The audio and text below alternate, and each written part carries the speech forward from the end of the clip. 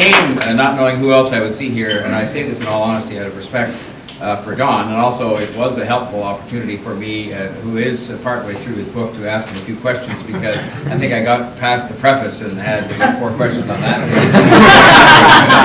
But having said that, I want to just say to him thank you, because he is, and I would say it if he wasn't in the room, and I have said it when he wasn't in the room, he is a treasure for us here. And I think, you know, we look at what's putting Toronto on the map and making us an attractive place for people to come and do business for something like the Blockchain Institute, which I think is unique to be set up. It is smart people that we have here. Smart people, you know, from every different walk of life, but a lot of smart people who are here, and that's thanks to a fabulous education system. If I think if I sound like I'm making a sales pitch, which I've already done for 3 or 4 of the people who are visiting with us from out of town, I'm doing exactly that. You should all move here, wherever it is you come from.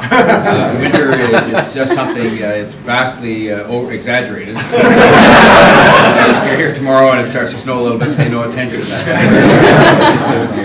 But it's interesting. I mean, I came to office, I came from business, I was a lawyer before that, so that should make me completely unqualified to know anything much about a lot of the things you know a lot about.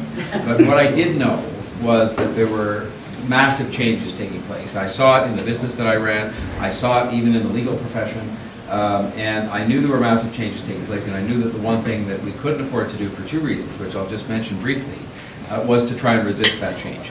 And what we had to do was make this a place where we embraced it, we tried to understand it, we researched it, we had the best and the brightest from around the world come, and we needed to do that to preserve existing jobs and industries where we are the economic engine of Canada and the biggest, the financial center and the innovation center of this country. And if we want to preserve that status, we can't afford to just assume all the jobs are going to turn over and all the present jobs in financial services and life sciences are going to disappear.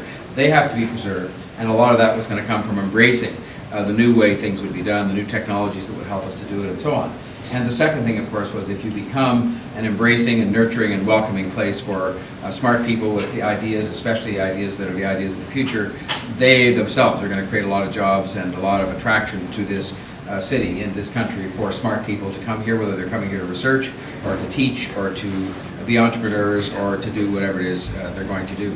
And so I'm proud of the fact we've made progress. The first issue I confronted, and believe me, I make a joke about this, but it was not necessarily a joke for me, that I think within the first 5 days I was in office, there were 1,000 taxi drivers standing outside my office asking me to do unprintable and impossible, physiologically impossible things. As a result of the fact that I said that Uber was here to stay. And that reflected no bias on my part with respect to Uber. They frankly have behaved themselves quite badly coming in here. It simply reflected the first of what's now been 100. Recognitions on my part, not because I'm smart, but just because I think I'm sensible, that these are not things we can turn our backs on. These are developments that are here to stay, and they're going to make life better, and they're going to make jobs more secure, and they're going to create new wealth, and they're going to create new science. And I'm in favor of Toronto being one of the places in the world that people look to for that. And the last thing I'll say to you is part of the inducement to getting you to come and live here, and I have been on missions, I should tell you, literally and exclusively and specifically down to Silicon Valley. There are 200,000 Canadians working there right now, and I'm going down to say to them, you better come on back home. A lot of them got educated here. I'm shameless in talking about things like maternity leave and all that sort of thing, but I will just say that the thing that we're going to work the hardest at here, because it is the most important, is the way of life that we have here. And I think that if we can be, through our commitment to things like the arts and culture, but also through the commitment to the values that say that we have open arms and open hearts and open minds to everybody who wants to come here, regardless of what their nationality, their skin color, their sexual orientation, their religious faith. If we can maintain that, then I think we're going to be a magnet for a lot of smart people to want to come here. And smart people gathered together in a place that's livable is a place that I think lots of other smart people want to be in. And so I just thank you very much. I don't understand half of what you do to me. Actually, half is a gross understatement. I don't understand 95% of what you do. You know what, my job? You don't have to.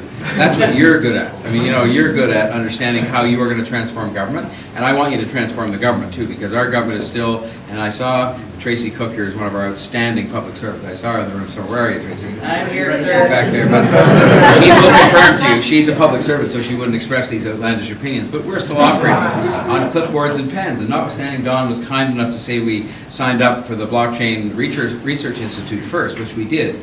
That's because We want to encourage that kind of work to happen here. We want to encourage that to infect in a positive way our industries here and have us be among the first people to actually adopt all of these things that are being developed at the Institute, but also, I hope, by being a member, we will infect the government in a positive way so that we can start to walk the talk. So the things I talk about up here are going to be evidenced by how we actually deliver services to people.